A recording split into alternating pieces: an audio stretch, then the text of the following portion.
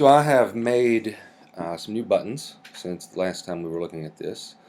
I made them in exactly the same fashion as the fountains and the pebble mosaics, and I did make some pages to go with them. So we now have our home page plus a page for each one of the buttons that we've got there. I haven't done anything to the pages yet. They are linked to those pages.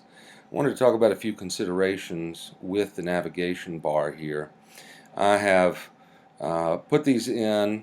You can see that they are not overlapping one another, and I have spaced them out so that they are pretty much right on the bottom safe zone line, and they don't exceed either guideline on the left, which is the safe zone for different browsers, different screen sizes, and will translate well to the mobile, which we'll talk about in just a moment. I can do some things here to the group, and sometimes you may want to do that. So if I select one of these, just click on it and hold down the shift button, then I can select the others as well.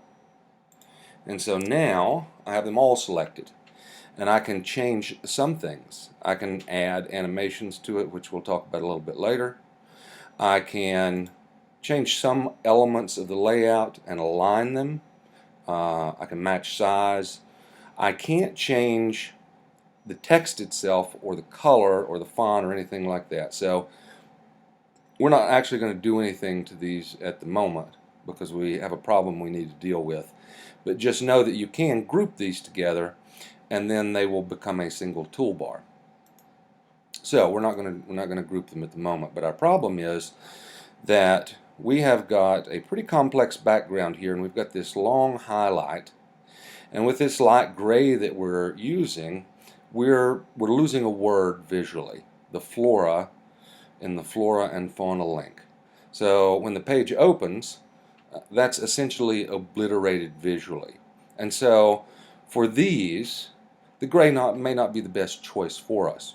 What we need to do if we really want to use this complex background and this layout is we got to find a new color that will show up here on top of that and will work well with the rest of the design. So let's go in and see what some different colors look like against this background. Now, using basic artistic principles, let's take a look at the colors that we've got here. We've got some tans working up to an almost kind of orange brown color here. We've got plenty of green. We've got blue. So we're going to want to pick something that will go with our overall color scheme here. Maybe a complementary, maybe a split complementary. We've got the blue here, we've got orange. So, that's certainly a complementary right off the bat. We have got some green here, and there's some red in there. And so there's something of a, a complementary arrangement here. And that pop-up just closed my window on me, so I'm going to go back and pull that back up. So I'm thinking that we should probably start maybe with some oranges. So let's see what we got here with an orange. What if we put that color in? Better. I can now at least see it, right, against that bright white background. That's a little bit of a I don't know, kind of a flimsy color. It's just a little too tinted with white, and it's lost its saturation. Let's go for a bright orange here and see what that looks like. Better, but we're getting a little vibration here with that kind of intense orange. Let's try some other colors and see what we come up with. What if we go for a light green? Does not show up particularly well. Darker green? Okay. Even darker? No, we kind of lose it there. How about some of our blues? Well, that's not too bad. And the thing about the blues, I mean, we are talking about ponds here, so we're talking about, the unifying characteristic of all these things is the water. And blues, traditionally symbolize water or are associated with it. I think the dark is simply too dark because we lose it against this part of the background. We may gain it here, but in the dark places we lose it. That's better. We're still losing it against the grays though. This pulls us through. It's not perfect, right? It's still a little off on that that highlight in the background, but we can at least see it, and it does show up against these other grays out here. So that might be workable. Let's try that lighter one.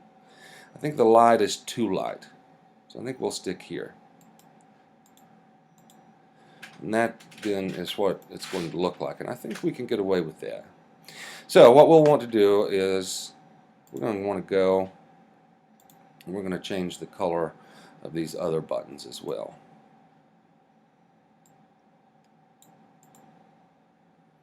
So we're here.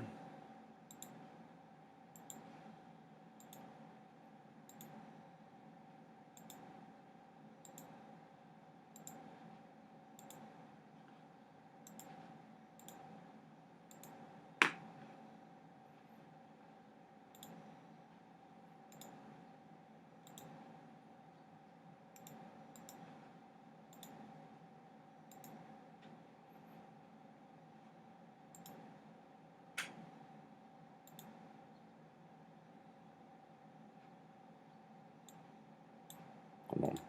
There we go.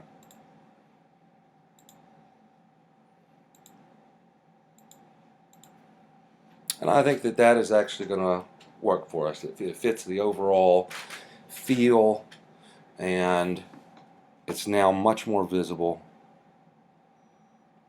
And I think that that's going to be our best choice. It remains to be seen on other pages whether we'll be able to keep that color or not. So we'll have to find out. Now, one note about the bounds before we move on.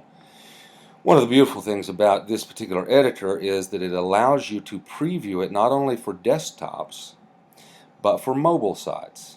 So, even as you're designing, you can see what this is going to look like if somebody accesses it on their phone, and we know that many people do these days. Many may never see it on a desktop, and they do everything off their phone. So, let's take a look at it.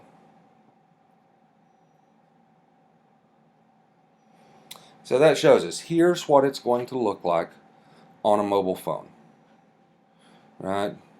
It moves our pelopons, and that's not looking so good because it has done a default move to the upper left here.